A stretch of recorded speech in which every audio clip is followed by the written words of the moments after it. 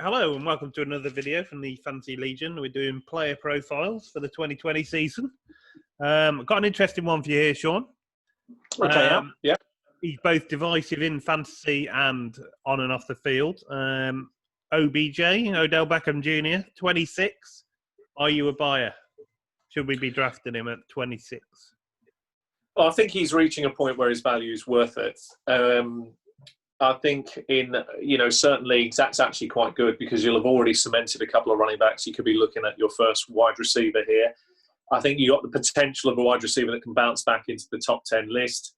I don't see any issues with taking what you're going to get with him, and I think he's suffered from a few things that have gone against him last year. There was a lot that went wrong with Cleveland. They looked better. They had much more potential than the record they ended up with. And there were a lot of implosions within the team. I think he could do well. Yeah, I don't have a problem. Are you a believer in Baker Mayfield being able to get the ball to him regularly?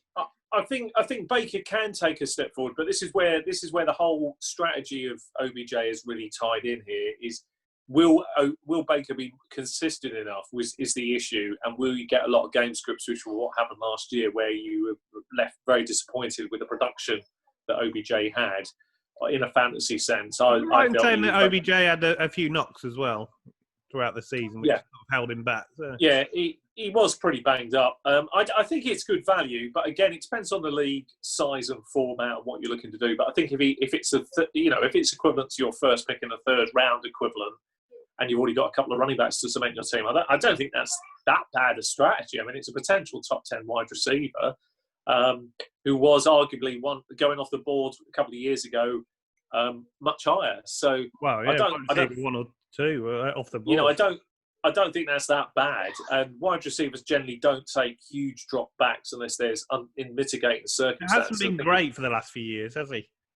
No, he has looked a shell of a player, and that would be the only reason I wouldn't buy. I mean.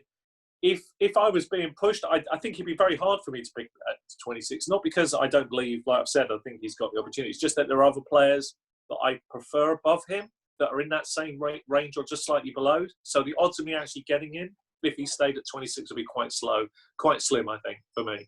But you'd want him to drop a bit further then, would you? Yeah, he's pretty close. I mean, if he could drop into the late 20s, early 30s, then I think that's exactly the range that he suddenly becomes a much bigger bargain, I think. And I'm much more comfortable taking him down there. He hasn't got to fall much more to make that viable, but that's where I would want him. Then you feel more safe because you've got two or three players you've already anchored your team round, and then you could take a little risk on a wide receiver that has much better upside. I mean, the worst he could do is what we saw last year. So if that's really the worst that can happen, then you feel more comfortable that he's going to do better than that. Okay. I tend to agree with you. It's a tough one. It's really, really tough because I like the player, but I'm not convinced he's going to return that value. I'm on the fence. It's really difficult. And I think maybe I'll try him in the one or two leagues, but I certainly wouldn't be all in on him that. You see, third round is 100 and, I use my general matrix for this because it's so simple. Third round is 160 in fantasy is what you're looking for. If you get these first 5 picks right, you pretty much guarantee playoffs. Third round 160 is very difficult because not many wide receivers hit 160 last year. So you're already talking about that it's probably not going to pay off. If he dropped a little bit further and he was full for 140, it is more doable. And if he blows past it, it's going to give your team a big reaping reward. So you feel that even if he falters, he's not going to miss it by much. But if he succeeds, he'll probably blow past it. But 160 at third round range, just a little high. So he's nearly at the point where it's worth it. That's how I would view it. I mean, you've got to have that reward that if you've hit the nail on the head, that you're going to get the big benefit from it, and I'm not so sure with Beckham that you are. Maybe I'll try him in a couple of leagues, but I'm not going to be a big part of it. It's just there are other players I prefer at the moment above him that would be too difficult for me to turn down, who would offer more points for sure, guaranteed, than him, and that's the problem. If he falls a little bit more, then yeah, absolutely. We may be able to have to follow up on this and see where I think he's one more poor year with Baker away from. Taking another team press and then moving on again. I can see it happening. I agree. Yeah, the quickest way, unfortunately, the quickest way to move on is to have a massive blow up in the team and become the poison, and that's the trouble. That's starting to follow him around a little bit. So that's let's hope concerning. that doesn't happen, and he gets back to doing what he does best. So we'd like to hear from you. What do you think? Are you buying Beckham at 26? I mean, it's a tough one, isn't it? Okay. Yeah. Well, thanks for your thoughts as always, Sean.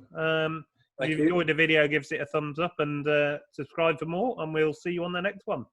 Take care.